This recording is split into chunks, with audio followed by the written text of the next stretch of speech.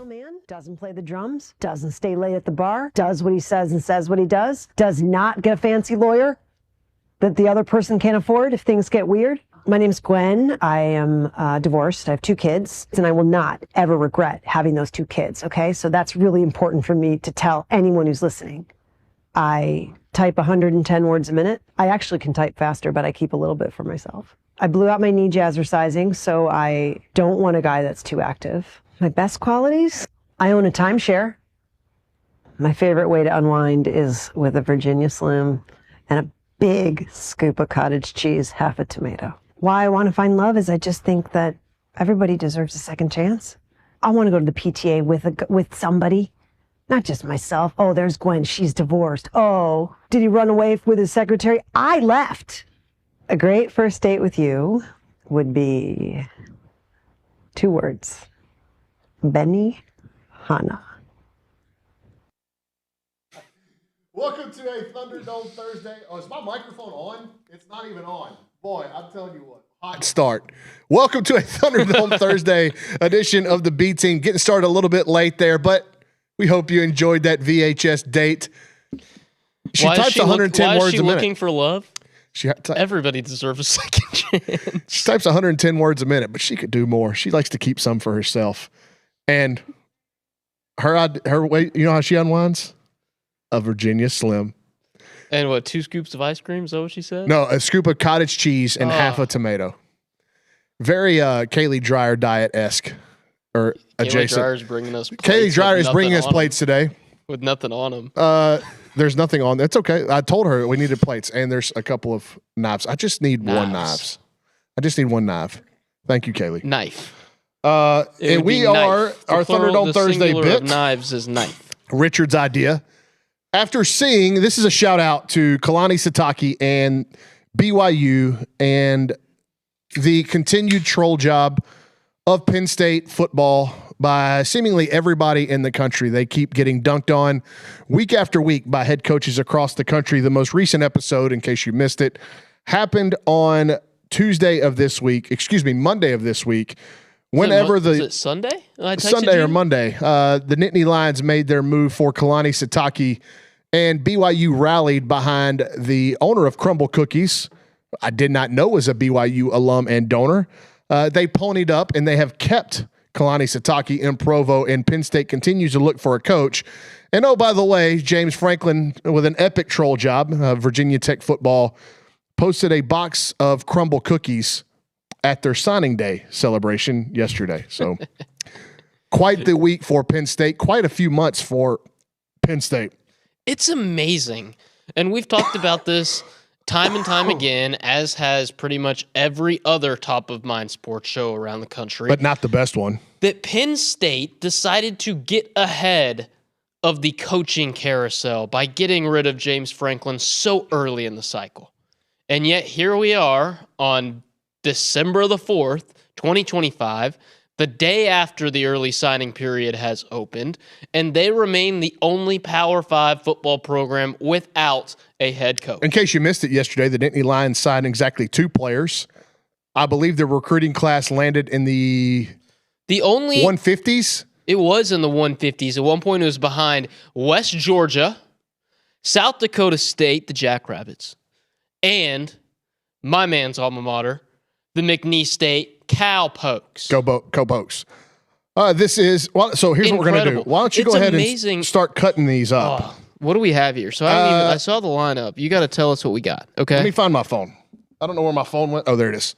My phone has the order here. I went with the one of everything 6-pack from Crumble, and do not look up the nutrition facts for these cookies. They look like donuts. They're the size of donuts, essentially. This is what we have to choose from today. We will be taking sample bites out of the following Crumble. Here's my DoorDash order. The following Crumble flavors. Richard's going to get tired. Already tired. I'm already tired. Like Kevin Gates. I don't get tired. Ain't that right, Cade Bickham? I'm sorry, Richard. I'm trying to It's just I'm trying to get the I wasn't order here. tired. It was I'm trying to get the I wasn't order here. tired. It was uncomfortable though. Like leaning over like that. It just wasn't Here we go. conducive to my back. You know, I've got scoliosis. Do you really? My mom has scoliosis. She had an Very operation. slight scoliosis. Not anything life threatening. Not like your mom needing an 4 back operation. surgeries in 3 years, not whatever like it is. that. All right, here we So, go. Sorry, I didn't mean to make light. No, it's okay. You're not. Scoliosis. Apologies to everybody out there with scoliosis. There's Hand up. a holiday tree cake, sea salt toffee skillet cookie, raspberry cheesecake cookie, sticky toffee pudding, snickerdoodle sandwich cookie, and brownie batter. So I don't know how to differentiate from all those. That looks like the sticky toffee right here. That's definitely the Christmas tree cake. That's the sandwich. Raspberry. That's got to be berry. the brownie batter, and that I'm guessing is the skillet.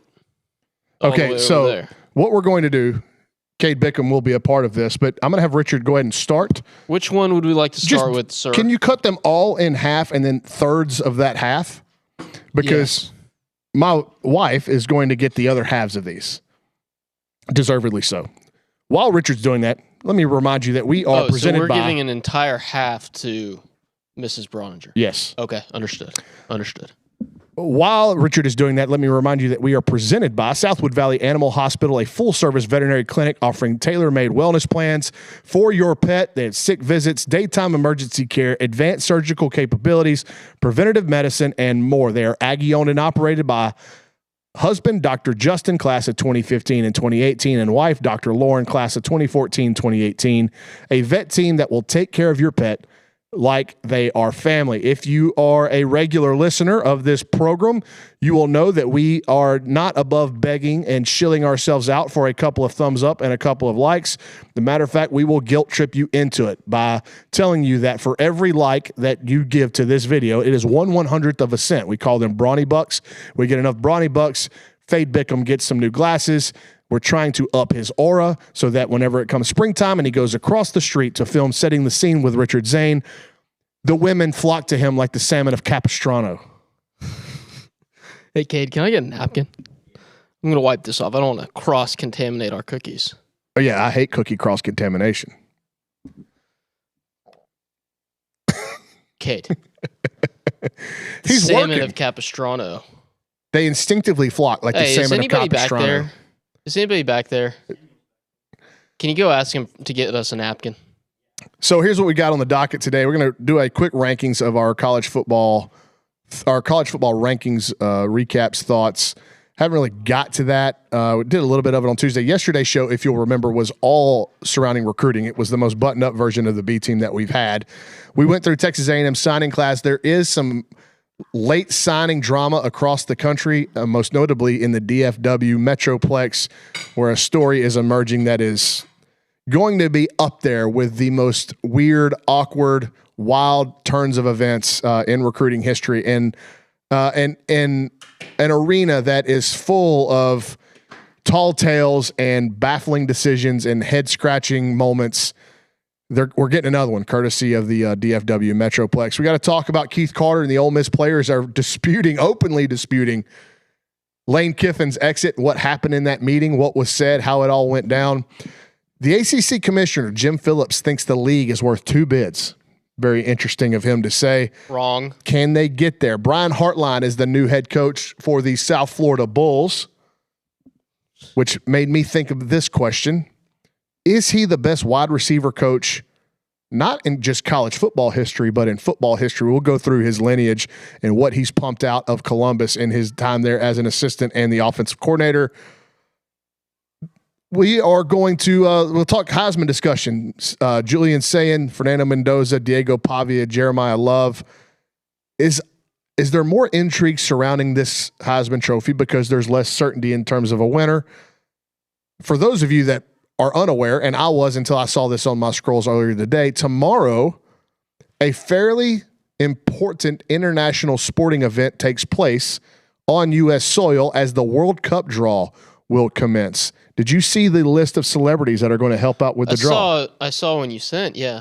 Shaquille O'Neal, Tom Brady, the responsible Rio Ferdinand, Wayne Gretzky, and Aaron Judge are all going to be pulling I don't know if they're going to be doing the cylinder of the where they pull the die and every die has a different team name on it. I don't know how they're doing it. That's typically they pull from different pots to randomize the draw for the World Cup. That's going to happen tomorrow.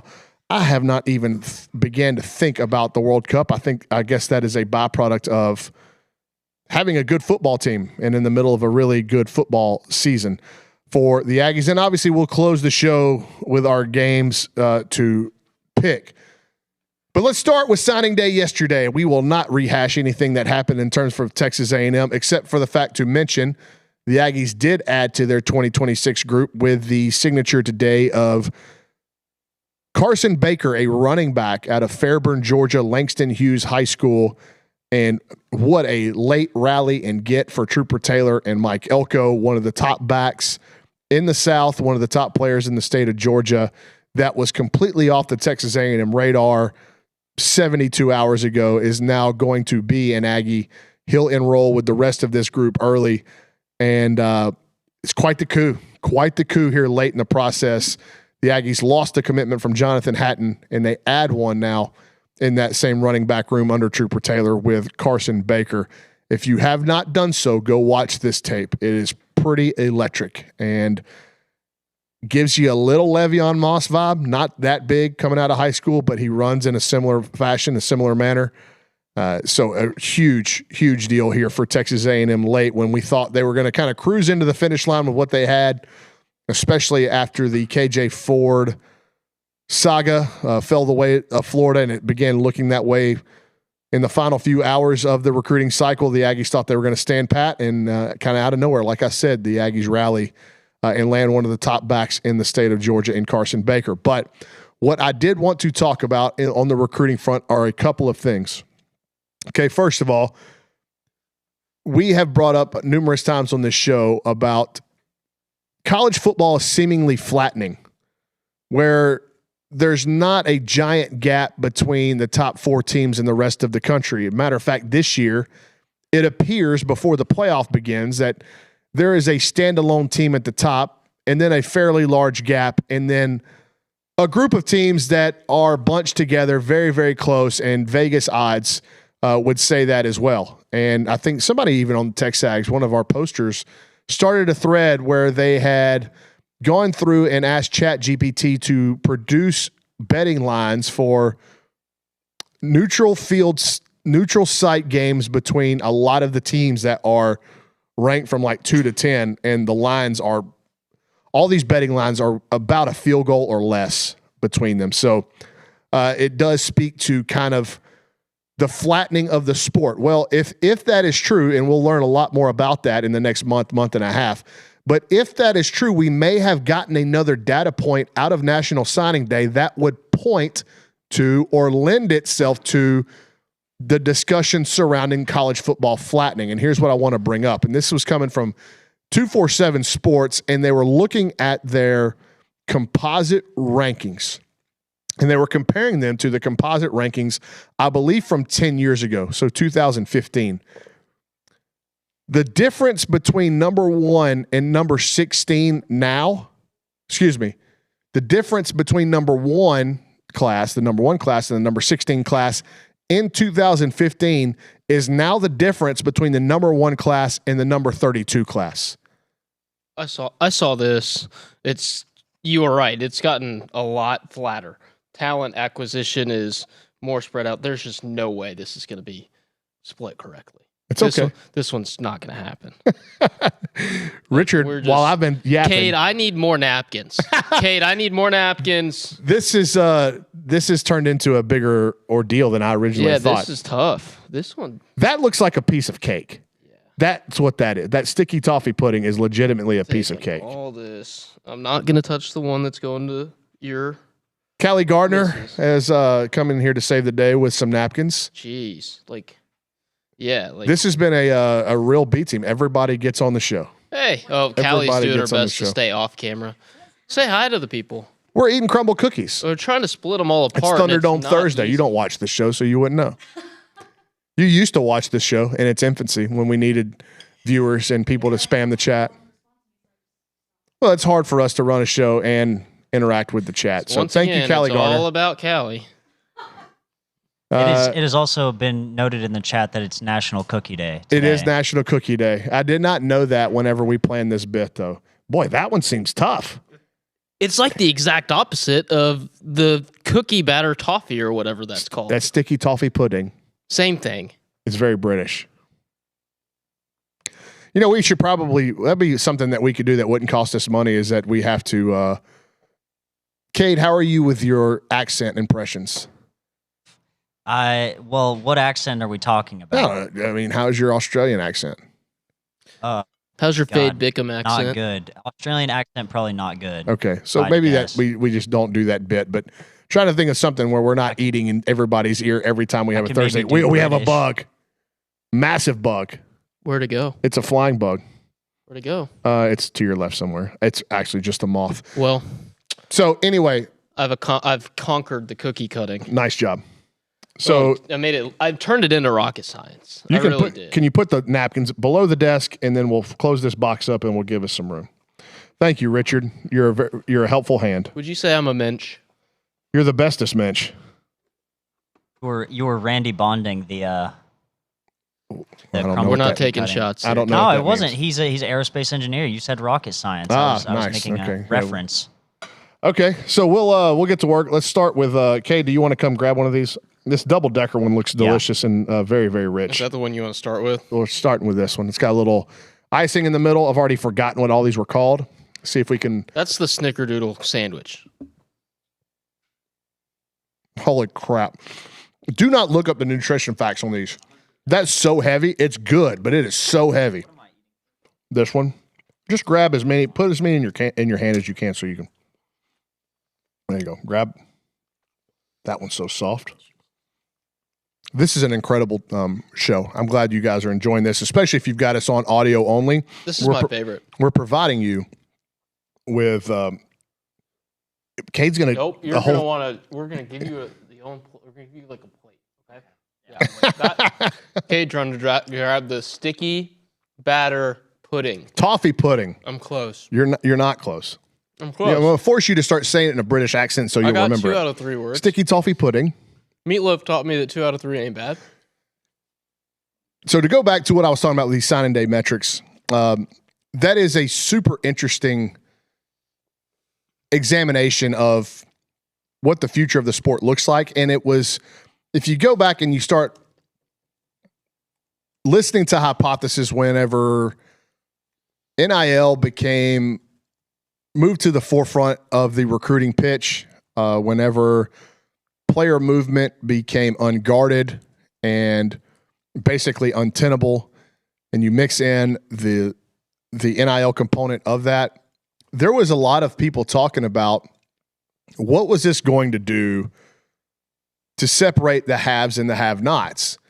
And I do think that it has widened that gap. But what it has caused is a much more competitive scene, there's a lot more parity amongst the haves, I think. This is what I think is happening, is that draw the line wherever amongst P4 programs. And we talked about this quite a bit too, like Baylor would be below that line.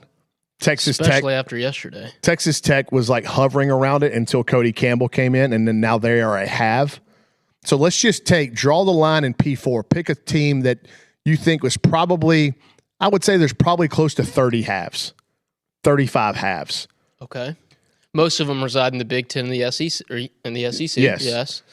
And there's some in the ACC. I think a handful in the ACC. Clemson's still a have. Florida State's still a have.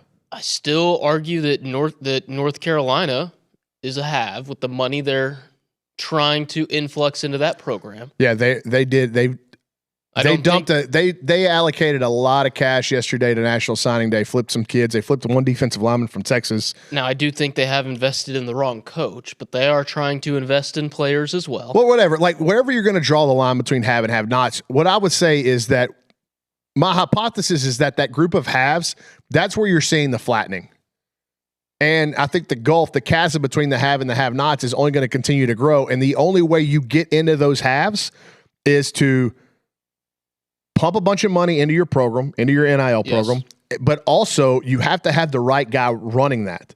So whereas North Carolina is pumping the money in, they've got a 74-year-old head coach who they do not have the right guy. Just appears to be past it and disinterested in trying to build something from the ground up. He's going to adult cheerleading competitions on his bye week. But it's going to be so interesting to continue to follow this because right now Ohio State looks like and is playing like the best roster in the country. But after that, who's the next best team that you can definitively say is the next best team? You can look at Georgia and go, they're probably the next most talented team. Are they though? Why wouldn't Oregon be up there? Right, but I'm just saying, like, it's a more difficult discussion to have. For sure. There's Ohio State right now, and then a group of teams that I think is probably 5 or 6 deep. And I was of the mindset that going into last week, there wasn't a true clear-cut best team in college football this season. Until Ohio State really, really impressed me. And they could have one bad day and be out of it. And that's what that's what you're dealing with, a bracket style tournament. One bad day and you're gone. If A&M goes out and plays like they did against South Carolina for a half or Texas in the second half, I don't care if they're the 5 seed and there's a 12 seed coming in or a 6 and they got 11 coming in. You are going to lose. What is going on? Kate, is the noise near you? Is the noise near you? What noise? Somebody's singing. It's got to be the noise must all be coming from Filmworks. Wow, they're singing. They're having over there. A party. Like Christmas carols. Huh. I thought you were talking about the sirens. I hear those outside, but Oh, there are sirens outside. Kate, are they coming for you? I don't know. They're not coming for me. Did they hear you were way too good looking? That's with what your I'm saying. I'm haircut? about to say, guy got a haircut and they're going to arrest him for looking too good. Jeez. Kate, it's tough being you. Wow. So let's see what happens really is, after Ohio State graduates all this talent or they all start kind of filtering into the NFL, because not saying they won't continue to be the most or one of the most talented teams each year, but I still think there is a little bit of a gap between them and the next best roster. Not a great one, but a little bit. I'm interested to see if this flattening continues to happen, what that looks like across college football, what that looks like whenever you start going to 9-game SEC schedules. Yeah.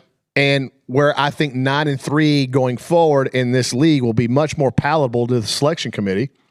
And I also think going to 9 conference games in this league lends more of a discussion to expanding the playoff to 16 teams. Because you're going to have look, if Texas got in, how many teams would win? Yeah, Texas has enough talent to win it. Absolutely. There's no disputing that.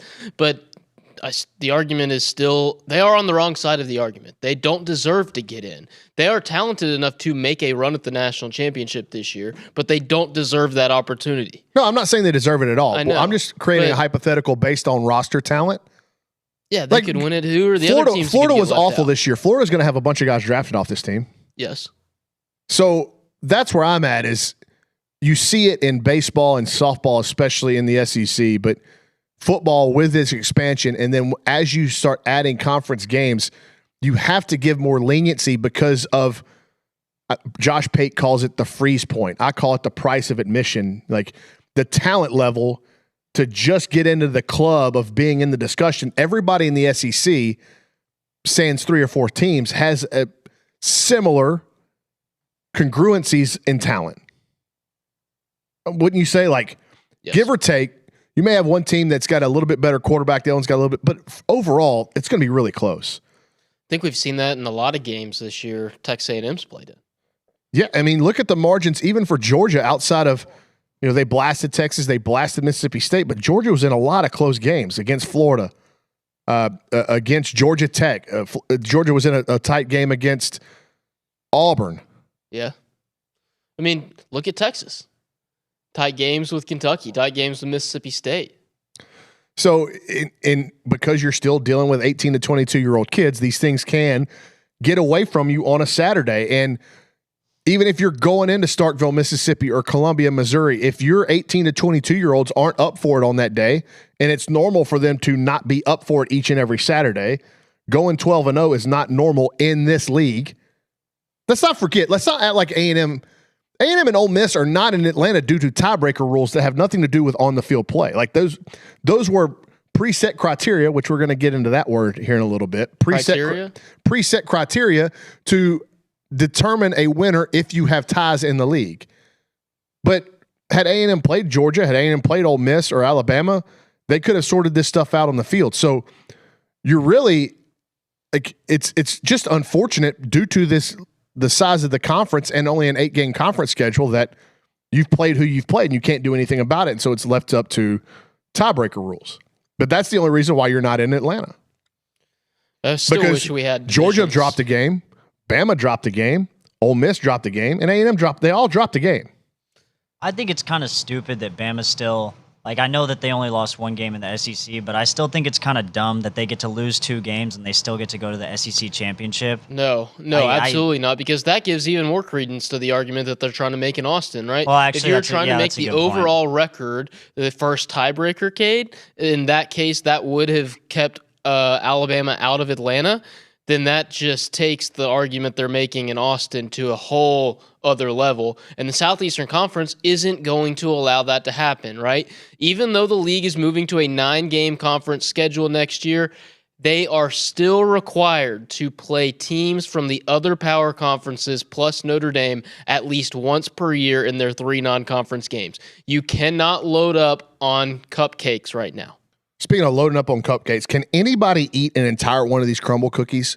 There's not a chance. I just took a bite of the Christmas tree cake. So it's good. It's delicious. The first one was the Snickerdoodle something, right? Yes, they're so rich and heavy. So the one you're just eating right now, the Christmas tree cake, somebody brought Miranda crumble cookies for her birthday yesterday. Our director of sales, Miranda Power, she's a rock star. She could also beat you up. And she could beat you up. Yeah, she could beat you up. Nah, she could beat you up. She could beat you up. She's way faster than you. So you wouldn't know what happened. Are you saying that either I or you hit women? No, of course not. She's gonna beat us up. This is weird. Let's stray away from this conversation. Back to the cookies. Back to the cookies. Back to the cookies. I just wanted to make sure that accusations were being made. No, nobody was making any accusations. Okay. Anyway, somebody brought Miranda crumble cookies. That's how we got here. No one wanted to eat the Christmas tree one, so it was cut up into fourths and put on a plate upstairs in the kitchenette. I walked by and I grabbed a quarter. It was good. Walked away. A couple hours later, nobody had taken another quarter. So I took one. So I've eaten half the cookie now. Somebody put the remaining half in a Tupperware thing. And when I got here this morning, there was still 2 pieces left.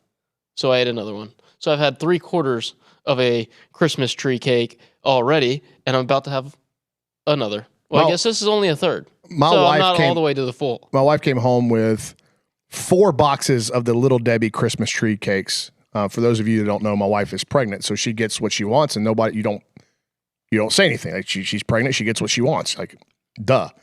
But that's a problem in my house, Cade. Those Christmas tree cakes being there.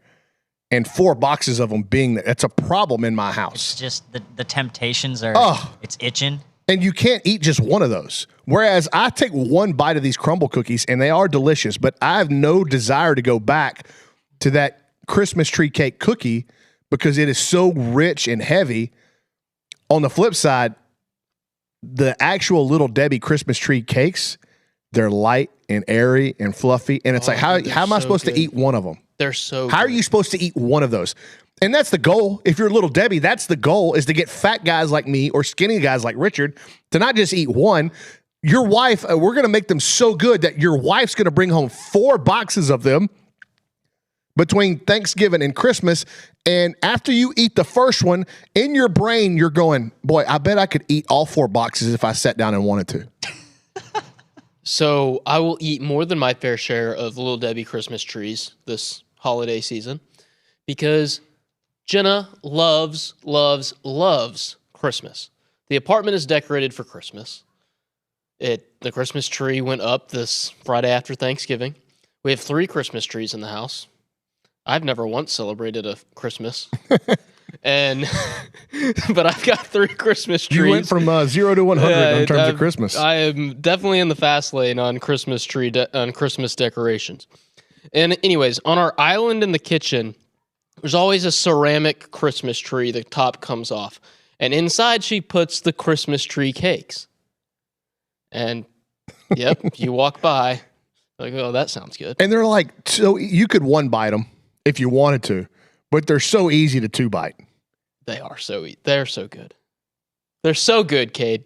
They don't. You are making them sound really They're good. You're making them sound good. Have you not had one of these? I'm actually not sure if I have, honestly. They are a better Drugs. version of a zebra cake. Okay, that I can. Yes, Can you believe that that's even possible? I can First off, yeah, well, I can understand the sentiment now. Yes. and yes, it's true. They are indeed better than the zebra cake. I on Brownie's point of these cookies being super filling, I'm certainly not going to be hungry for dinner when I get home. The new addition to Christmas at the apartment this year was a wand that turns the lights on the Christmas tree off and on each night. Like you wave it and it turns it off. Oh, yeah, she knows. That was our new addition, or our new addition. By the that way, was her new addition. None of this has come out of my But budget. that chocolate one's like eating chocolate concrete. By the way, Concrete. Like- DTX Way to Ag not sell 15 it. in the chat says eating a whole crumble cookie is like 1,000 calories. I mean, we could probably look it up. Why don't you look up the nutrition fact? I will. Just for the Of sake the ones this week. Yeah, just pick one of the ones. Do that Christmas tree cake one. Do they post the health facts? Oh, yeah. They have to. They have to? Is that like the FDA requires that? I'm pretty sure. I'm fairly certain you have to post your nutrition facts. Get diabetes while Especially keeping if you're head a- coach in A national Provo, company. Utah. That's their whole thing. It's Okay. just the I have brownie that. batter is very dense. I have the holiday tree cake cookie nutrition information pulled up. Go ahead. Bad. All right. Calories 890.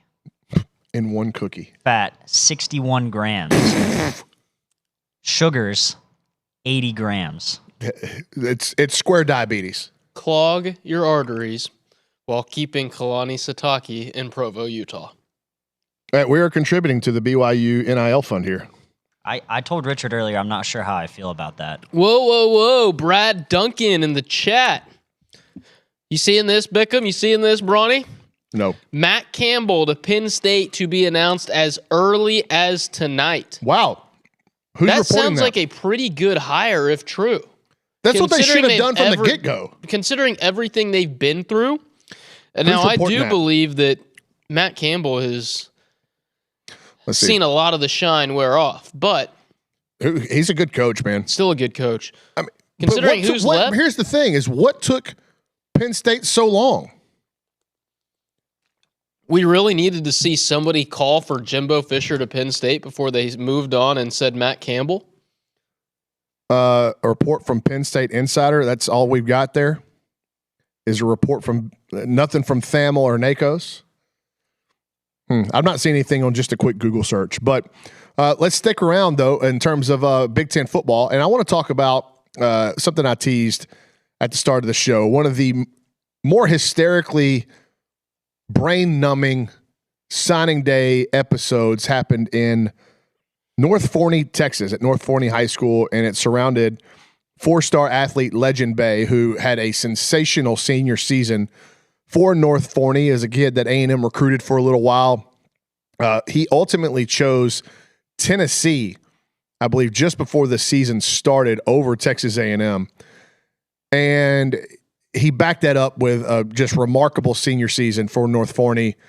We moved him up into our top 10 in the state of Texas. I believe he's number 7 in the TexAgs top 100. Just really versatile playmaker, played quarterback for North Forney, could play safety, could play running back, could play inside receiver, outside receiver. He is wildly athletic, but it's been a bit of a circus getting him over the line for Tennessee. And here's what happened. At his signing ceremony in North Forney on Wednesday, four-star athlete sat down at a table adorned with Ohio State gear. He flipped, by the way. I said he originally committed to Tennessee, flipped his commitment within the last month to Ohio State. So at signing day yesterday, he sits down at a table adorned with Ohio State gear and told Ishmael Johnson of the Dallas Morning News that he was signing with Ohio State. This was even after the announcement came down that Brian Hartline was leaving Ohio State to sign with USF. Okay, and there's a tweet from Ishmael Johnson with a quote from Legend Bay saying, "That's my guy," when talking about Ryan Day. But just a few hours later, after all this had gone down at the high school, Legend Bay signed with Tennessee, where he was originally committed. Multiple reports from national recruiting writers, as well as posts from Bay's own social media accounts, have cast doubt on whether Bay actually wants to be a Volunteer. This is something that he posted on Twitter yesterday afternoon, and it has since been deleted. Excuse me. This was this afternoon. He posted this earlier today around lunchtime, and it was subsequently deleted. But it read from the account Legend Bay 7, "Good afternoon. I was just recently logged out of my Instagram and probably will be logged out of this account as well by my older brother who has access to my account because I won't sign to the school that he and my mother want. Signed, Legend Bay." What? So what's happened? Is this like a hostage situation? Do you remember a few years ago when the kid sat down to sign the letter of intent to a school that his mom didn't want, so she grabbed it and ran off? Is this the social media version of that? It's the Landon Collins from, I think it was 2013. He was from New Orleans. Mom wanted him to go to LSU. He sat down at the table on signing day, chose Alabama. Mom gets disgusted, gets up and walks off. Ugh. But this is happening on social media. Right after that tweet was posted and then deleted, another tweet went out from Legend Bay, and it was a graphic with a couple of Ohio State coaches having their hand on his back, and it looks like it's AI generated. They're walking toward Ohio State Stadium, and on the back of the football player's jersey says Bay. So it's a Legend Bay. The coaches have their hand on his back, walking him toward the stadium. And the graphic says, the caption is, "We have your back." That was subsequently deleted. So it sounds like Legend Bay would love to sign with Ohio State, but there are other elements and other factions in his inner circle that seem to be keen on him signing with Tennessee. I'm speculating here. I just want to preface what I'm about to say with, this is speculative. I have no idea what's going on with this recruitment, but it seems as if maybe there's some money involved here. Sounds like somebody got a bag. I could be wrong. Very transactional. This seems like it's got transactions behind the scenes and under the table written all over it. According to a Rivals reporter named Keegan Pope, sources close to the situation have cast doubt about whether it was Bay or someone else who signed the paperwork that was ultimately sent to Tennessee. So we're forging signatures now. Bay is only 17 years old, thus he needs a parent or guardian signature to submit financial aid agreement paperwork. He turns 18 on Christmas Eve and could seek a release from his agreement with the Volunteers at that time. He also has option of entering the transfer portal when it opens in January. 247 sports reporter Mike Roach, who I know well, a great reporter in DFW and covers the state of Texas, he reported that Bay was unhappy with the decision to sign with Tennessee and that he would seek a path to be released from Tennessee and end up at Ohio State. According to Mike Roach, Tennessee would not be opposed to releasing Bay from his signing agreement due to the way this recruitment is played out. Roach reported that Bay arrived at school Wednesday ready to sign with Ohio State, but family pressure from his mother was pushing him toward Tennessee. This is still to be resolved. It just sounds like a really, really bad situation for the kid. It's awful for the kid. The kid's losing here. The kid's being set up to fail by the people in his inner circle who are, quite honestly, acting extremely selfish in a situation that isn't about them. It's not. It's not about mom. It's not about dad. It's about the kid. Where the kid wants to go play and where the kid thinks he has the best opportunity to further himself in his athletic and academic career. Now, I understand that each of us, and I'm sure when you were making your college decision, and I know I had Even though I wasn't an athlete, my parents were helping me navigate a situation as well. And it helps to have people in your circle giving you advice and people to bounce ideas off of. But these individuals seem as though they don't really care about legend. About their legend. They're worried about their ledger. Nice. Thank you. I come up with those every now and then. The more I'm around Olin Buchanan, the better my wordplay becomes. I was reading from an article by Dan Hope on 11warriors.com, a Ohio State fan site.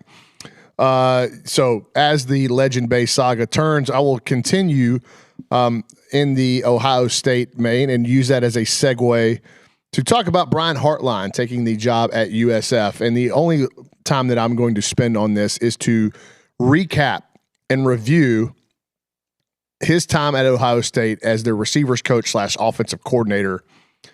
And it feels like a long time coming for him to get a head job. He's been amongst the elite position coaches in the country for a long, long time. And when I say elite, let me just rattle off these names that Brian Hartline has coached at Ohio State at receiver. And then we need to have the discussion. And without having further data on other coaches, I think it would be hard to definitively say this, but he's going to at least be in the conversation of greatest position coach in the history of football, not college football, in the history of football.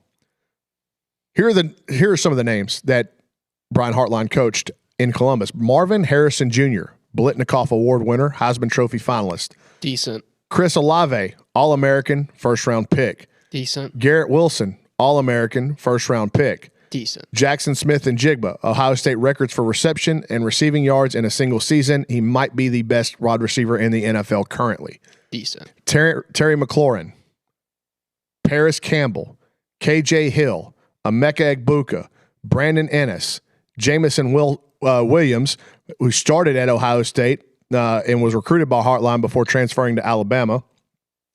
That is just a very, very quick look at. Are we including Jeremiah Smith and Carnell Tate? Jeremiah Smith, Carnell Tate, yes. If you click on his all-time commits, Brian Hartline's top all-time commits, he also had his hand in recruiting JT Tuimoloau, the defensive lineman, Jameer Brown, Chris Henry Jr., who remains, I don't think he's signed yet. I think Oregon was making a push there, but they could get him over the line. We'll see what happens now that he's out. But you just go through his resume as a recruiter, as a position coach, and it is really, it's remarkable. It's NFL star after NFL star. So we'll see what kind of success he's able to have. Look, he's going into South Florida. And from what I understand, and Billy said this the other day when he was talking about Colin Klein being interviewed for that USF job, it's actually very enticing as a group of 5 job because they are so far and away ahead of the rest of their conference mates and conference rivals, I should say, in terms of NIL structure and packages.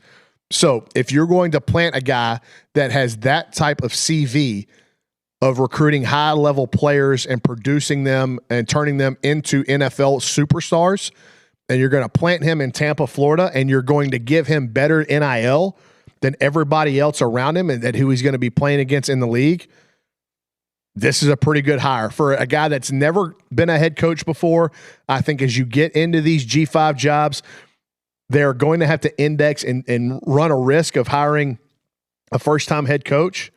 I think they understand that. Yep. This was as good as I think they could have done. Great hire for USF, in my opinion. And something that I didn't realize is that South Florida is set up better than pretty much every other school in the American from an NIL standpoint. I didn't realize that. What? Yeah, he did just say that. I know you did, but I'm saying I didn't realize that. okay. Guys, you guys Okay, are missing this. Sorry. It was the way you said it. It was the way you said it. It was like, I didn't just say it. No, I know you said that. I didn't realize know that until earlier this week. I know that. Bogle, I know that. You're not staff. God, you guys. I know I zoned out for a little bit, but I thought for sure he zoned out and didn't hear a word I said. It was just the way that I was here. It was literally just the way that you phrased it. I was here. So Sorry. Were we able to get any more confirmation on Matt Campbell to Penn State? I haven't even looked. I'll search Twitter. Yeah, let me see what. Nothing else is coming up on Google. Let me try it one more time. I'll search Twitter. Don't sound so defeated, Bickham. Matt Campbell, Penn State. Let's see. Nothing as of. Nothing's popping up on Google in terms of like the Google machine. Immediate or recent action here. A lot of speculative stuff. If that's where they land after, what has it been, 8-9 weeks? That's a good landing spot. But what took you so long? And you could have feels like you could have done this from the get-go and not had a signing day yesterday where you inked 2 players. They had a worse signing day than North Texas. Well, and I'll tell you who else who had a bad signing day, and you brought it up a little bit ago, is Baylor. Woof. They lost commitments to schools that I didn't even know were in the same recruiting sphere as Baylor. One of them being Rice. So, why is Dave Aranda still the head football coach there? I don't know. Is he getting? It may be something in Waco where once you coach there, everybody treats you with. You get a lot of leeway, a lot of benefit of the doubt because it's happening in Lincoln, Nebraska too. By the way, we've been on Matt Rule's head for most of the season. Google that real quick. Nebraska recruiting class. Now, I know what they're going to say is they're about to go all in on the portal. Read what you see. Their overall rank is 110. Their composite rank, according to 247, is 112. 10 letters of intent signed. 1 5-star, 1 4-star, 1 2 3 4 5 6 7 8 3 7 3-stars, and a kicker from Australia. Oh, he's going to be that's a solid find right there. Kicker from Australia. Well, you just turn up over there and you're going to find somebody that can kick or punt. Kick or punt, yeah. But look, if you're going all in on the portal and you've got a war chest of money available, fine, but you better hit on the portal. If you're going to take 10 high school players, that would mean Nebraska's probably going to bring in 20 to 25 transfer portal players. Jeez, what is Matt Rule doing? And I don't get it. Have they given up on football? No. If you read the responses to some of their fan base is definitely not giving up on football. We should have given up on Matt Rule when he was walking around the sideline in Waco wearing a smock. Remember that? People should have given up on Matt Rule that thing was ridiculous. When he went to the Panthers and was terrible. Yeah, but that doesn't mean that you can't be a successful college coach. We've seen Pete Carroll do it, Nick Saban. Well, yeah. I'm aware of those. But it's really, really bad. It's been a bigger indictment of what he's done at Nebraska, where he got to a program that had legitimate resources. Now, look, we can sit here and talk all day about what Nebraska was compared to what it is now in today's climate, but it is a difficult place to recruit to. Is Nebraska the Big Ten's Arkansas? Well, Arkansas doesn't have the history that Nebraska does, but I see what you're saying. They don't have the history that Nebraska does? How many national championships does Arkansas have? I mean, Nebraska was the team of the 90s. Arkansas has football history. It's not as recent as the 90s. They have one claimed national title and an unclaimed national title, so 2. When were they? 64 with Jerry Jones and 1977. I'm sure Jason Howe could tell us all about these teams. Did you say Jerry, Jerry Jones on the team. Jerry Jones and Jimmy Johnson were on the team. You didn't know that Jerry Jones played football at Arkansas? You didn't know that Jerry Jones was a team captain at Arkansas when they won a national championship? No, I didn't know that. He looks too... Well, I mean, I've only seen him when he's old, so I never figured... Well, he's been old for a long time. I know, exactly. So I never figured that he was ever in football shape, honestly. Yeah, he couldn't get in football shape. He's old. He couldn't get in football shape. All right, hold on. Let me look at Nebraska all time. He's not a very large individual. Well, they was playing in the 60s. None of those guys were super Cade, big. I'll give you a recommendation, okay? If you're done watching the first 4 episodes of the new Stranger Things series on Netflix, you should go watch the America's Team documentary on the Cowboys in the 90s on Netflix. You'll learn some things. It's actually really, really well done. And you'll learn a little bit about Jerry. You'll actually learn a lot about Jerry Jones. Things you don't want to know about Jerry Jones, but you'll learn them. Yeah, it's worth your time. I promise. Okay. A quick comparison Sports between guy, you'll enjoy it. A quick comparison between Nebraska and Arkansas shows that they aren't even close to being in the same league. I think they're in the same league. Nebraska's got 43 conference championships. Arkansas's got 14. Nebraska hasn't been relevant in my lifetime. Nebraska has 5 undisputed national championships. Arkansas's got 1. Nebraska was not relevant in my lifetime. Your early lifetime they were. But Michigan won the 97 national championship. So the only way to be relevant is to win a national championship? No. They were relevant towards the end of their Big 12 95 days. Nebraska's an all-time team. I wasn't born in 1995. They were good in 99, I believe. And then what year was Eric Crouch? Is 95 Nebraska? Was that when Trev was playing there? It might have been a little bit before Trev. It's Tommy Frazier was their quarterback. He was incredible. Eric Crouch was at Nebraska. Trev Alberts was drafted in 94. Yep, so it was just after Trev got done there. So I think the last powerhouse Nebraska team was probably 2001 with Eric Crouch. When I was 8 years old, my dad took me and a buddy to the Cotton Bowl on New Year's Day, and it was freezing. It was Nebraska versus Auburn. I remember nothing about the game because it was so cold. Richard, I too have a freezing Nebraska football game experience in which I watched them play Colorado at Folsom Field, and it was legitimately so cold. I didn't even watch half the game because my feet were about to freeze off. That's so gross. I hate the cold. The cold sucks. Would you rather be hot or be cold, Brauny? I'd rather be hot. But I'd rather be cold. Of course you would, Cade. You can always layer up. You're from Colorado. There's only so much you can only get so down. naked. Exactly.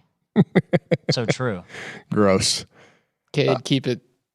I want you to stay bummed. All right, let's talk a little bit about these rankings that came out earlier this week. How we feel about them, and we're A&M at 7. I think that was I thought they could get to 6. I was kind of fingers crossed that they would be at 6. The problem is now I don't think that there's a way that they're going to move up. They're stuck at 7. I don't see how they go up from here. I agree with you. I don't think there's a way for them to move up. And I'd be very, very worried if Alabama won the SEC championship game, because that could put Texas A&M on that 8-9 line, depending on how the SEC looks at them, the committee looks at them. Because remember, recency bias is going to play a role in this. And the last time the committee saw Texas A&M, they didn't look very good. They could dox them. They could. There's certainly more highly likely that they get dropped a place or two. But you can't convince me that Texas Tech is the best one-loss team in the country. You can't convince me that their resume is the best among the one-loss teams in the country. It's absolutely asinine that the Texas Tech Red Raiders playing out of the Little 12 would get a first-round bye if they win their league. Or if the season ended today. If they end up winning the leagues, things are going to fall their way. They could move up into that 4th spot. But if the season ended today and Texas Tech was gift-wrapped a first-round bye over a team like an Ole Miss or a Texas A&M or even an Oregon, that would be so laughable. Their loss is worse than all of the other teams with one loss. It is. They lost to a bad Iowa State team. Arizona State. Arizona State. Sorry. They lost to a bad Arizona State team. Yeah, and the excuse or the reasoning that they're given is that they were without their starting quarterback. Well, who cares? Everybody's going to go through seasons, and A&M's been playing without their best offensive player for how long, or one of their best offensive players for how long? Since October 11th. So, you got to miss me with that, unless it's a rash of injuries. where Texas Tech went in there and they were down their starting quarterback, 3 offensive linemen, an outside receiver. They're down a kick. Like, it's just got to be where, like, oh man, like, this is a completely unfortunate event. This is not the team that they typically are. And they went in there and they played a pretty good team on the road and you lost. There's no sin in A&M losing to a top 15 team on the road. There really isn't. Like, certainly not enough of one to have them bump so far down as the worst one-loss team. Well, not worse, one ahead of BYU. Top 15 game on the road in which it was a 3-point game in the fourth quarter. Yeah, they often talk about game control, but it seems like every time Hunter Yurachek speaks, and by the way, it's not just him.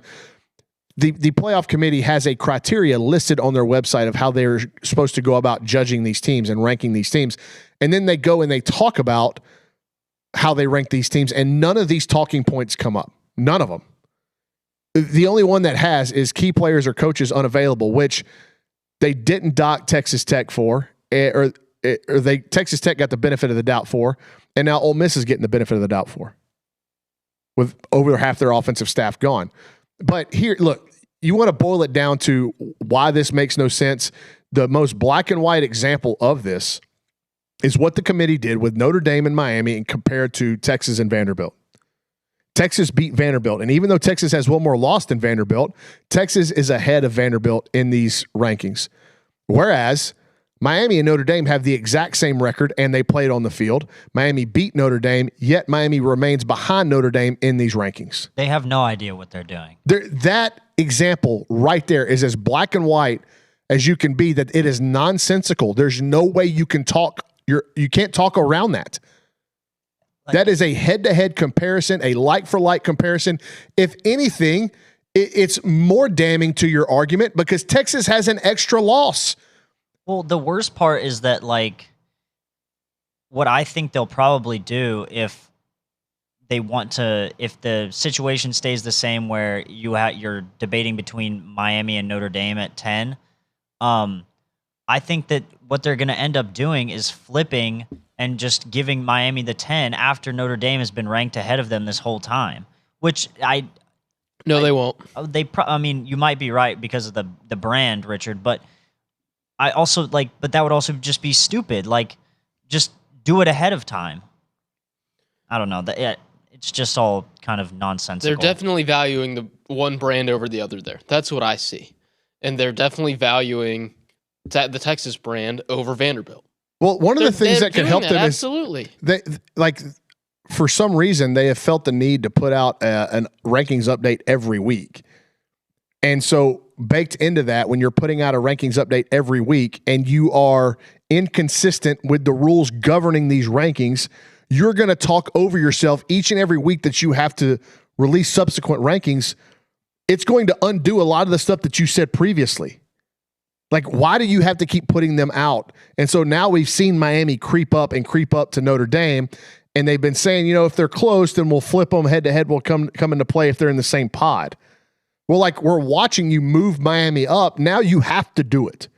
And I think you should. Like, the games on the field have to matter. What you're saying is if we get to Sunday morning, 11 a.m. Central Time is the selection show, and say BYU loses, they've got 2 losses, right? That's the team that's sandwiched between Notre Dame and Miami. If that situation carries out, and now you've got Notre Dame right next to Miami, you flip them on selection day. I think they should, and that's what they have said that they were going to do. They're so full of it. That's not going to happen. Because that's going to be the last spot in the field. At 10, it's going to be the last team in. I don't think there's a way that A&M is going to play Notre Dame, even if Notre Dame gets in. You think they'll move A&M down a line? No, I think that it depends on what happens in the SEC title game. If Bama loses, I think Bama's going to 10. Oh, yeah, I think that's true as well. That's another interesting thing. But here's the thing, the thing is that they're not gonna punish Bama for having 3 losses, but they are gonna punish BYU for having 2 to the same team. Yeah, it's just the strength of schedule there too. Yeah, no, BYU's only way in. I agree with that. I agree with that. I'm not saying I think BYU should make it based on their strength of schedule. I'm just saying that that's another unfortunate precedent that they're setting. But you would be in a situation where if BYU loses, then Texas A&M is the lowest rated one-loss team. Cade, you said a really good word right there. Precedent. The problem with the selection committee year after year after year is that there is no precedent. Right. They don't stick to anything. It's essentially like the NCAA baseball tournament, the basketball tournament, and the way they select that field of 68 every single year. Each committee has different criteria that they care about. So when teams are putting together their schedules for the next season, they're going off of what the committee valued last year. And then when you get to March, you find out that the committee doesn't care about what they cared about last year. It makes no sense. Well, another just head-scratching thing, Hunter Yurachek said that they're going to re-rank all 25 teams after Saturday. What does that mean? That guy's a moron. That lends itself like, okay, only furthers my point. Are they finally going to Go look hire at the Chad metrics? Morris, you buffoon. It only finally furthers gonna my look at the point. numbers? Why have you been releasing weekly rankings if you're going to re-rank them all at the end of the week after the last week where most of these teams aren't playing? Now, if I'm a Notre Dame fan and I'm going, hey, we're going into this final ranking ahead of Miami, we're not playing, they're not playing, why should they be ahead of us on the other side of this? I understand that argument. And that's where the NCAA, or the playoff committee has painted themselves into this corner because they've said if the two teams are viewed as they're in the same pod, then head-to-head will come into play. There's one team sandwiched between Miami and Notre Dame. They are in the same pod. So you have said week after week that head-to-head is going to matter if this scenario were to come about, and it's coming about. So do you have the spine? They do not. And the gumption to They do not. do what you said you were going to do and take national brand Notre Dame out in favor of Miami? They do not, and they will not. I can assure you of that. Sounds like a poop slap bet. I'm not going to make a poop slat. I'm not going to make a poop How slap. confident are you in that, though? Huh? I'm very confident that Notre Dame gets in the 12-team field over Miami if they're both 10-2. Well, they both will be 10-2. If there's one spot remaining, you wanted some of this action, Kay? I think Dame. we could. I think Miami's going to get in. I'm not doing a poop slap. I didn't say poop slap. We can get Not some doing action. poop slap. Well, if Alabama loses, this kind of makes this whole thing like a moot point, doesn't it? Well, if Bama No. loses, it's a very interesting question. Some people are like, well, they'll be their third loss. They shouldn't be in. But you talk about precedent. Try leaving the SEC runner-up out of this deal.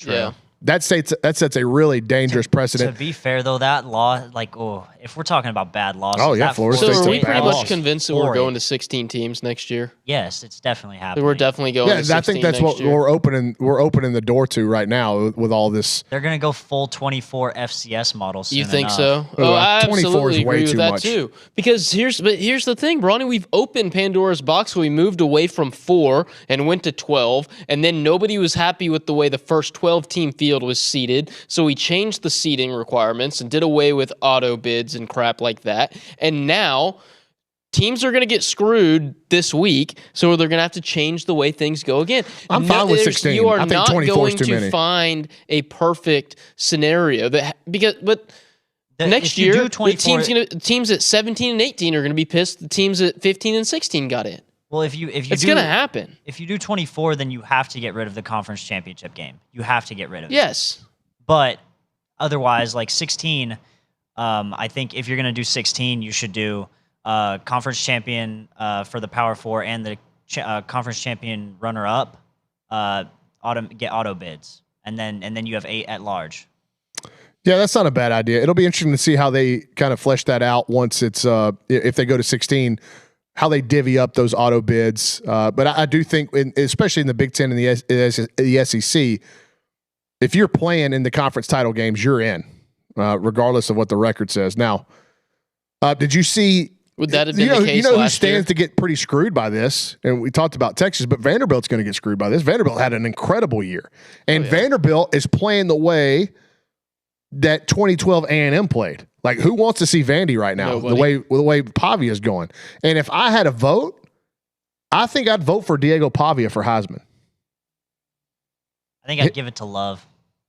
Love's a good shout too. I mean, I think if you give it to Mendoza and saying it's fine, nobody's really going to raise a big stink, but you're giving it to the quarterback on the best team again. I really haven't been that impressed with either of them this year. They would just be essentially turning it into like the kind of what they've done with the NFL MVP award. Where it's just the best player, the quarterback on the best team. The quarterback on the best team, which is just... It's been that way for a number of years, has, and it's been frustrating. Yeah, exactly. Very rarely do you see them give it to somebody like Travis Hunter last year or a receiver, Devontae Smith. Like, you don't see that very often. More often than not, it's a quarterback. Very rarely is it a running back. Whatever that last one was that I ate is the best one, I think. This one? Like a cheesecake, maybe? No, that's the cheesecake one. This is the skillet cookie. Oh, yeah, that is the best one, I think. The one with like the banana frosting on top? Yeah. I like that one. It's good. Yeah, that was the strawberry cheesecake. Raspberry, yeah. So, I'm locked in. I'm locked for Saturday. Locked. Super interested to see how these games play out. Speaking of which, should we pick those now? Yeah, we only got about 15 minutes. Let's go through. There was some. I didn't expect to. I had a lot more stuff on the rundown that I wanted to get to, but I didn't expect to. What else you got? We got to most of it. We talked a little bit of Heisman, and then nobody cares about the World Cup. So let's pick some games. I care about the World Cup. I didn't realize they could do selections before everybody had qualified.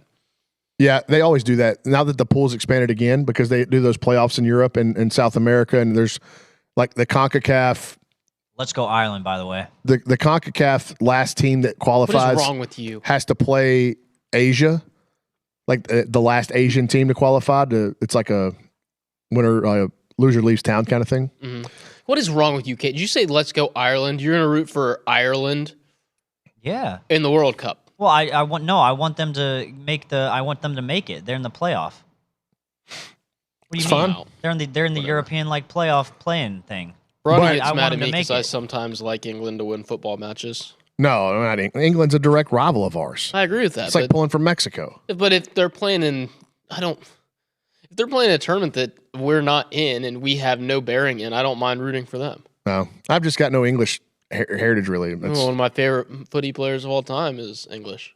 Harry Kane. Harry Kane. He's one of your favorite players too, right, Cade Bickham? I do like Harry Kane a lot. Yeah, I just think the Ireland story is cool. Cade's like me. Well, let me tell Nick Savage that Cade Bickham's not pulling for America in any sport, and we'll see how. Yeah, exactly. That's what I was so upset about you. You just said let's go Ireland, and I was like, what are you talking about? I thought we were referencing the play-ins. Okay. Obviously, I'll be rooting for the U.S. and the actual. Good. I'm glad you put that on record. That's all of our soccer talk for today. Thank you for hanging with it. We are going to talk about that next summer on B Team. I'm a huge World Cup guy. I love the World Cup. World Cup's super exciting. And hey, when February rolls around, we're talking Olympic hockey because it's fun. If I'm out on paternity leave, then yes, they will. Can I talk about snowboarding? No. What? Well, that doesn't seem fair. No. Start your own show. Oh, whatever. Fine. Where y'all come in smelling like California or Colorado pine trees. You know what I'm saying? We're going to talk about snowboarding, bruh. X Games. It's gnarly. We're going to shred some pile, bro. Fresh pal, kid. All right, let's pick some games. Jacksonville State and Kennesaw State. This is the championship of the Sun Belt? No. James no. Madison's in the Sun Belt. Yeah. Speaking of, Sun Belt Billy rides again. Sunbelt Billy rides again. Good for him. Is that confirmed that he is going to be the head coach at James Madison? I'd seen it reported before it popped up in the chat, so probably. Conference USA Championship is Jacksonville State -1.5 against Kennesaw State. I'm going to take the Owls because I watched them one time this year, and I like their head coach. I'll take Kennesaw State because we watched that baseball game last year where Wes Johnson made the long, slow walk. Oh, yeah. Are you out of batteries? I'm close, Cade. Like box. It's F1 lingo. Oh. Something else you hate. Oh, yeah, we won't be talking about that either. Yeah, I should start Fringe Sports Show with Cade Bickham and Richard Zane. Yeah, sports. Good luck going against this juggernaut of a drive-home show. So we are both on Kennesaw State. Pick the Conference USA, Cade. Conference USA. He's on the Gamecocks. Here is your Sun Belt. James Madison. And this is a joke. I mean, for a conference championship line, that should tell you a lot about the Sun Belt, and it should tell you a lot about the Big 12 when we get there. James Madison, the Dukes, I believe Bob Chesney's still coaching them. Yes, he's going to be coaching through the playoff, or if they make the playoffs, but he is still the head coach of the Dukes. James Madison is 21.5-point favorites over Troy in a conference championship game. I think style points are going to have to matter. And when you are favored by 21.5, you're going to have an opportunity to put up some style points. I think James Madison goes full throttle from start to finish, and I think they cover. I'm with you right there. Give me the Dukes. I don't think it's going to be pretty. As you said, they've got one last chance to make an impression on the committee. They have to take advantage of it. We'll see if they can do so. Cade? James Madison by 1 million. 1 million. Here's a massive game. Probably it's one of the biggest ones in terms of college football playoff and who gets in. North Texas, this is the American Athletic Conference Championship. The Mean Green are a 3-point favorite. These are all from ESPN Bet, by the way. So the movement may be, or the numbers may be a little bit different by a half point either way, depending on where you are looking for your sports book action. But North Texas, 3-point favorites against Tulane. This one's tough to call. Both head coaches are off for bigger jobs. Are either one of them okay losing so they can get started at Oklahoma State and at Florida respectively? No, because if you win the game, you're in. But you're missing my point. Both of these head coaches are leaving. I know, but if you and they're win leaving the for game, bigger jobs. So I think if you're an Oklahoma State fan, you want Tulane to win, and if you are a Florida fan, you want North Texas to win. Oh, because you want your head coach in town and working. Okay, now I do see that I was missing the point. Hand up, show. Hand goes up. I want the North Texas Mean Green. I haven't been shy about my affinity for UNT on this show. You like to see UNT, right? Play? Oh yeah, I would love to see UNT play in the in the college football playoff. I never forget. I love North Texas. I'll take the Mean Green. My dad's alma mater. Oh, is it me? Yeah, you're unless usually you see picked, anybody yeah. else. Oh, okay, yeah, my bad. Unless that fraud Matthew Dawson's back there. No, he's not here. I'll take UNT as well. Drew Mestamaker's been playing really well recently. We all like to see UNT play in the playoff play. We all would like to see UNT play in the playoff. The next game, Boise State. This is the Mountain West Conference Championship. Boise State Broncos are a 1.5, basically a pick 'em against UNLV. You know, the team that I wanted to see in this game was Utah State because whatever, like it would have been the easiest bet because Utah State was 10-2 against the spread. I've got no idea how Boise State and UNLV were against the spread, but I'm going to take the Rebels because, listen, I know a lot of people hate Dan Mullen and he's kind of a sausage, but I'll take Dan Mullen. I'll take the Rebels. Is he a sausage? He's a sausage. Sausage. You know, speaking of sausage, he kind of looks like Will Johnson. You think Dan Mullen looks like Will Johnson? Sausage. Pick the game. I don't care. Boise State. No, give me Dan Mullen. Give me the team from Vegas. If you don't care, give me the team. Like, give me the guy that could end up doing something cool and stupid at the same time. Yeah, okay. You've sold me, Brauny. I'm all in. I'll take Boise State. Boo. Sorry. All right. This is another crazy line we talked about a minute ago. Texas Tech in the Big 12 championship game. The Red Raiders are 12.5-point favorites against BYU. If you think I'm going to sit here and eat crumble cookies for an hour and a half and pick against the BYU Cougars, you are absolutely right. Unfortunately, Texas Tech is going to win the game and cover. Yeah, I'm not. I ate crumble cookies because of the troll job by James Franklin more so than what BYU was able to rally to do to keep their coach. I do think they got a little bit of momentum now that Sataki's back. Like, even if Tech trounced them and they could have beat them by 1,000 in Lubbock and they won by 22 and it was kind of a sleeper. I think they can do that again.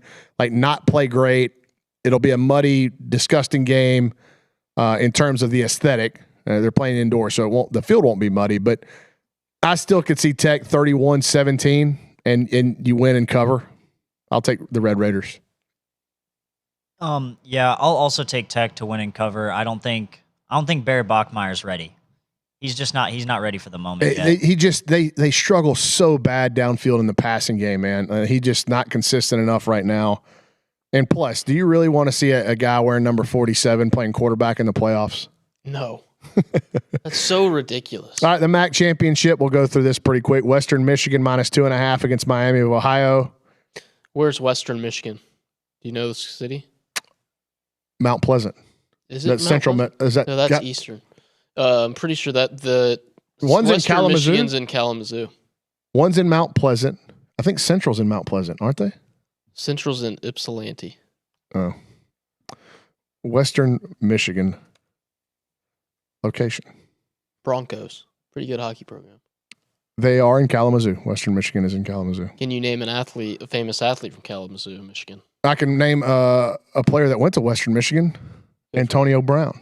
I was going to say Derek Jeter, born I was and gonna raised in say Kalamazoo. He Corey should be Davis. the Yankee representative. Corey Davis, too. Yeah. He should be the Yankee representative at the World Cup draw instead of Arson Judge. We're going to Western Michigan wins and covers. I don't really give care. me the Broncos. I don't care. I will take the U of Ohio. All right, here's a big one. Georgia -2.5 in Mercedes-Benz in Atlanta against Alabama. Now, I watched both of these teams kind of yuck it up against when they were the far superior team against Georgia Tech and Alabama, or against Auburn. I just think Bama's got a lot on the line here, man. And that game in Athens was super tight.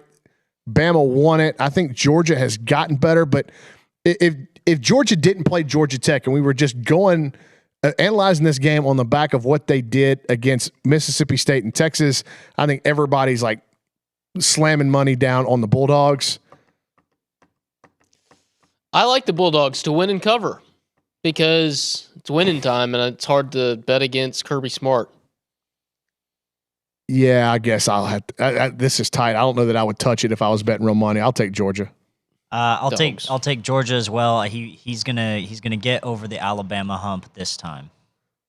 That's right. Kirby Smart does have an Alabama problem. It is his one. You know what? Weakness. I'm flipping. Roll Tide. I'll take Kalen DeBoer. Roll Tide. Virginia -2.5 against Duke. If the Blue Devils win this, we have a real sticky situation on our hands if you're the committee. And that's why I'm pulling for it. Give me the Blue Devils just because I want to see chaos. Chaos, please. You just thought Hunter Yurachek was sweating that night whenever he was interviewed by Rich Davis. You thought he was sweating. That's like nightmare. You thought it was awkward whenever when he hit a 6'7" Fade Bickham joke. You just thought that was awkward. Wait till you see him try to explain what's going to happen if Duke wins this game. Give me the Blue Devils and Manny Diaz. He's going to have his cleats on extra tight. Yeah, I'm gonna take Virginia. I know that Darian Mensah is really good, and I think he's probably the reason that the line is so low. Also because Virginia hasn't beaten many people by very much, but I don't know. I think Virginia finishes it out. Lest we remind you that, Cade, what is Duke's record? They're 7-5. They're 7-5. So Darian Mensah is a good player, but he has a loss to UConn on his resume. They lost 3 in the non-conference.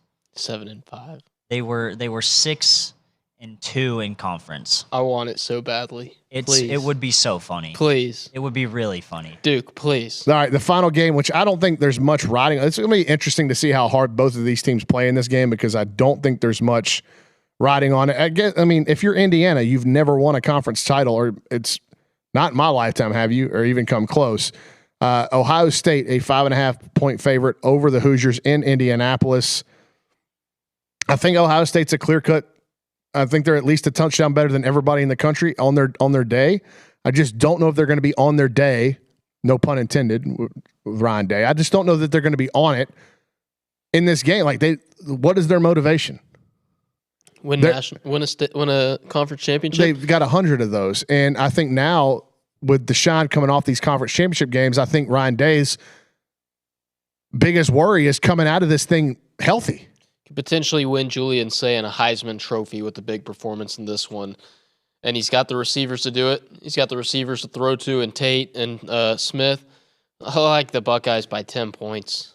Give me Indiana. They look like the Give me best team in the country. I'll take Indiana to cover. I won't take them to win. I'll take Indiana to cover.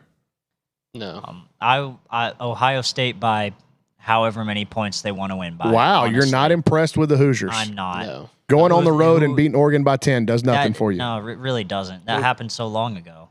Well, they don't have really another win on their resume. It doesn't matter either. if you have really good wins so long ago. If you've got a bad loss or a close call in the last week of the year, you'll get doxxed for it. Exactly. And that's one. Look, I would not agree with that line of reasoning if they came out and said it, but at least they would have the spine to say, yeah, we're docking people that lose late. If you lose early, who cares? But like, there's evidence of that, but they won't come out and say it. And I wish they had the spine, the gumption to come out and say it with a little bit of chest. Well, I guess it's time to go. Richard's a sleepy tired, boy. Dude. Well, I gotta find a way to stay up for the next 5 hours. The Lions play. Somebody in the chat asked if Amon-Ra St. Brown is playing. Richard, do you know? I would like to know from my this fantasy guy says football he's team. apparently warming up, so it sounds like he's got better info than I do. I don't have any connections. Elimination game tonight? For the Lions, absolutely. Well, Gotta for win. Dallas, too. I don't care about the Cowboys. It's elimination game for both sides. Kate, elimination game on Sunday, Texans Chiefs. Ooh, yeah. It's definitely for Kansas City. I would love for the Texans to win that game. I would love it. As an avid Chiefs hater, I would absolutely love it. All right, guys. Well, we are on a 94.5-hour break. We appreciate you hanging with us. Got started a little bit late today. Had a NIL interview with DJ Hicks. Already out on the site? Yes, sir. Already out on the site. So that's why we got rolling a little bit late. Shout out to Crumble Cookies. Congratulations on keeping Kalani Sitake in Provo. We did our best to, we can't help but feel a little bit responsible now for Kalani Sitake playing at BYU and then James Franklin trolling Penn State. But maybe you found a coach, maybe not. Put your feet up this weekend. Enjoy the college football action. We'll be right back here next week getting ready for a playoff game that features Texas A&M for the first time in school history. Thanks for tuning in to the B Team.